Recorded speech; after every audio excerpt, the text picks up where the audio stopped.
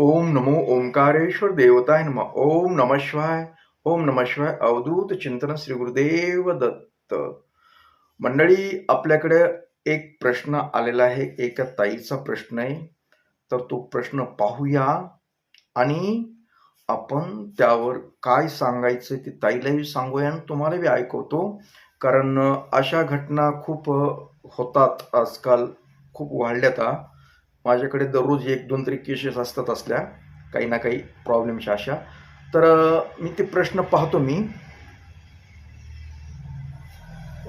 तर प्रश्न असा आहे की महाराज नमस्कार, की माझं वय आत्ता 45 वर्ष आहे. मी पूर्वी माझ्या पतीचं निधन झालेलं आहे आणि बरेच वर्ष झालं पतीचं निधन झालं आहे.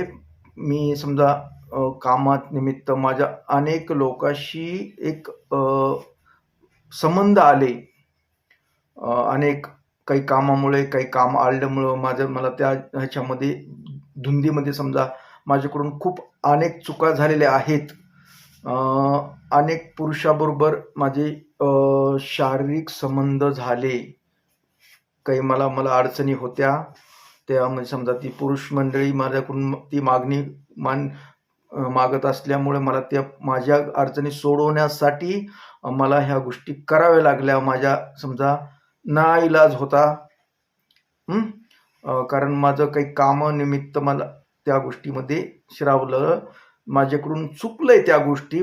पण आता मी याच्यातून पूर्ण बाहेर पडलेली आहे. आता कुठल्याही पुरुषाचा अथवा कुणाशी संबंध ठेवलेला नाही.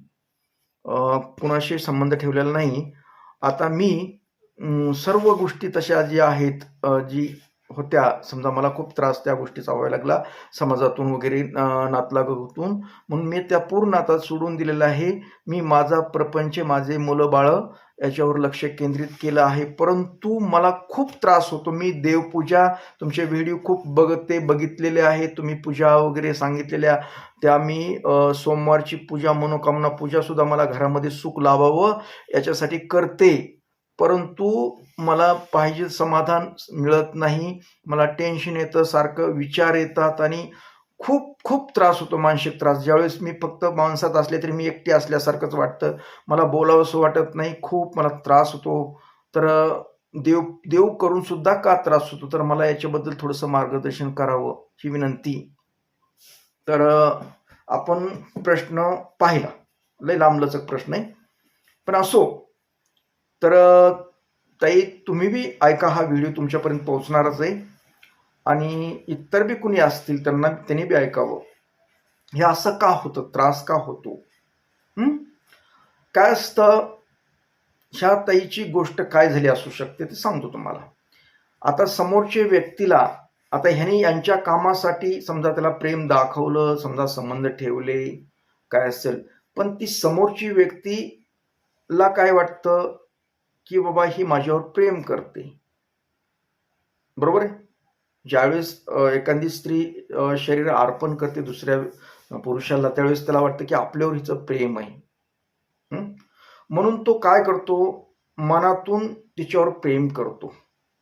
मनातून म्हणजे हृदयापासून करायला चालू होतं. बरेच जण, आता काही लोक वेगळे असतात, पण काही लोक मनातून प्रेम करू लागतात. मग यांचं काय झालं, असे बऱ्याच जणांचे संपर्क ह्यांच्या कामासाठी त्यांनी केले, पण हे लोकांनी वाटलं आपल्यावर प्रेम करते म्हणून यांनी त्यांचा जीवात ओतून तिच्यावर प्रेम केलं. काही दिवस काम समजा चालले असेल त्यांचे, जवळ यांच्यात होती रग, आपण म्हणूया जवानीची, म्हणायला काय अडचण नाही. कारण तोपर्यंत त्यांचं काम होतं, ह्यांच्या अडचणी होता, तोपर्यंत त्यांनी संबंध एक कुणाशी ठेवले. पण ही बऱ्याच पुरुष काय असू शकते, त्यांचं मनातून त्या व्यक्तीवर, त्या स्त्रीवर प्रेम केलेलं असतं आणि ह्या व्यक्तीनं आता समजा पुढे तिला त्रास व्हायला, समजा मानसिक त्रास व्हायला लागला, घरगुती काही प्रॉब्लेममुळं तिनं संबंध बंद केले, त्याच्यातून ती बाजूला गेली. आता देवदेव करायली, सगळ्या गोष्टी खऱ्या, पण जी एखाद्याचं मन दुखावलेलं, मन एखाद्या पुरुषानं तिच्याकडे जी गुंतलेलं अंतर्मन असतं, हे मन जे असतं ना, ही मन अथवा त्याची जी ऊर्जा आहे, ह्या स्त्रीवर आघात करू शकते. त्याच्या जी आठवणी काय जे असतं, जीव गुंतलेला तो काही सोडत नाही. आणि याच गोष्टीचा ह्या ताईला त्रास होऊ शकतोय. ज्या ज्या लोकांचे मन दुखवले, आता एखाद्या व्यक्तीचं दुखवलं तर ठीक आहे ना, अनेक लोकांचे वेगवेगळे मन. मग ही जी प्रत्येक व्यक्ती विचार करते, ह्या स्त्रीचा विचार करते असेल ना कधीतरी. ज्यावेळेस त्या समोरच्या व्यक्तीला, पुरुषाच्या मनात त्या स्त्रीविषयी विचार आला, तिची आठवण आली, कशी गोड हो, तिखट हो, आंबट हो, कसली व्हायची आठवण आली की हिला त्रास होतो. नाईलाजानं समजा समाजाच्या अथवा ह्याच्यानं बंद केलं समजा, पण वरून बंद केलं, पण आतलं चालू ना, आतलं मन कधी ही होत नाही.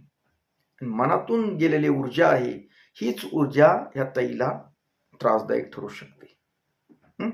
आता मग देवदेव करायला सगळ्या गोष्टी खऱ्या. आता ते समजा म्हणतात ना, मांजर 100 उंदरं खाऊन काशीला चालली असं म्हणतात, म्हणजे पाप धुण्यासाठी. आता ही पाप धुण्यासाठी यांनी चाललंय, देवदेव करणं चाललंय. देव केलं चांगली गोष्ट आहे, पण लवकर काही यातून बाहेर पडत नाही. ही जी ऊर्जा जोपर्यंत नष्ट होत नाही तोपर्यंत यांना त्रास होऊ शकतो.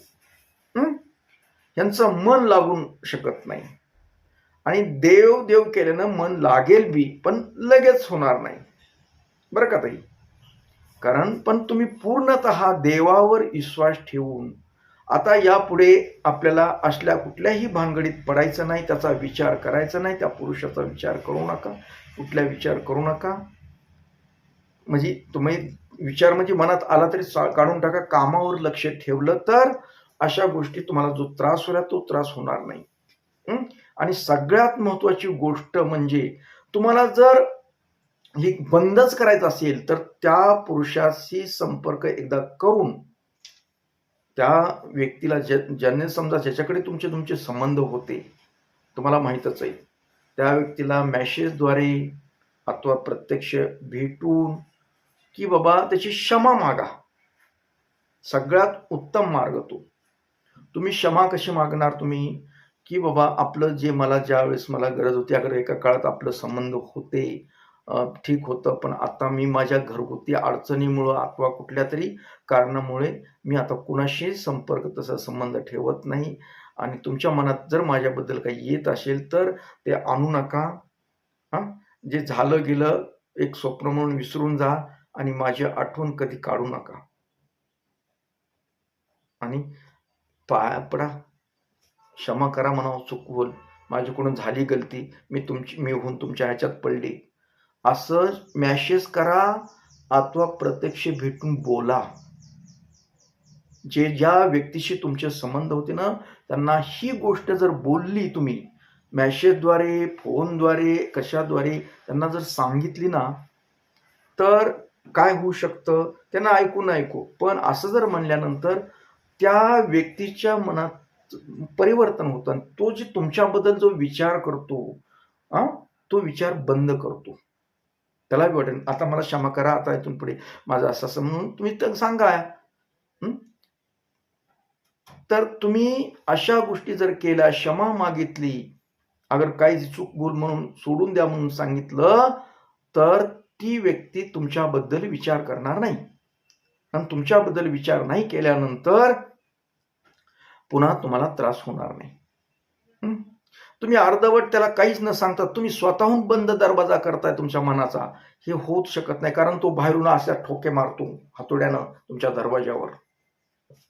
कारण त्याला आज तरी येईल आपल्या आटोक्यात, आता हे समजा कवा तरी हिला गाठू, कवा तरी हिला म्हणू, कवा तरी आपले संबंध येतील, संपर्क होईल, या आशेवर तो व्यक्ती सतत तुमचा विचार करत असतो, लक्षात घ्या. त्याच्यामुळे एकदाच बोलून कांड पाडायचं, म्हणजे बोलून सांगायचं. तुम्ही स्वतःहून मनाने कप्पे बंद करण्याचा प्रयत्न केला तर ते होऊ शकत नाही. कारण इकडून जी ऊर्जा येणारी आहे ती पॉवरफुल ऊर्जा तुमच्या मनाच्या कप्प्यावर, तुमच्या मेंदूवर आघात करते आणि त्यामुळे तुमचे डोके दुखते, तुमचं मन विचलित होतं. लक्षात घ्या. कारण तुम्ही प्रत्यक्ष एक मेसेजद्वारे कशाद्वारे की आता मला इथून पुढे कुणाशी मला संबंध ठेवायचे नाहीत. अगर आपलं बोलणं असलं तरी एक मित्र या नात्यानं बोलन वगैरे असं तसं या गोष्टी तरी करायच्या, की आता आपल्याला हे संबंध असं नको, आपलं असंच ओळखून बोलू शकतो, पण ते नको असं तुम्ही स्पष्ट सांगणे म्हणजे तुम्हाला त्रास होणार नाही. कारण ती व्यक्ती तुमच्याकडून आशेवर बघते, तर त्याच्यामुळे त्याच्यात जो चाललाय ना तुमचा ते कॉन्टॅक्ट अंतर्मनातून, ते कॉन्टॅक्टमुळे तुम्हाला आघात होतोय तुमच्या मेंदूवर. आणि त्याच्याबरोबर तुम्ही मंत्र जप करा. ओम नमः शिवायचा मंत्र करा. ओम नमो ओंकारेश्वरचा मंत्र करा. नियमितपणे शिवपूजा करा आणि दररोज शिवपूजा करून करून संध्याकाळी सुद्धा थोडंसं बसा जा, जप करत जा.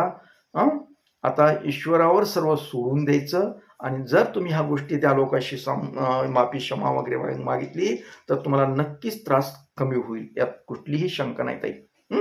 तर मला वाटतं तुमच्या शंकेचं निरसन झालं असं समजतो.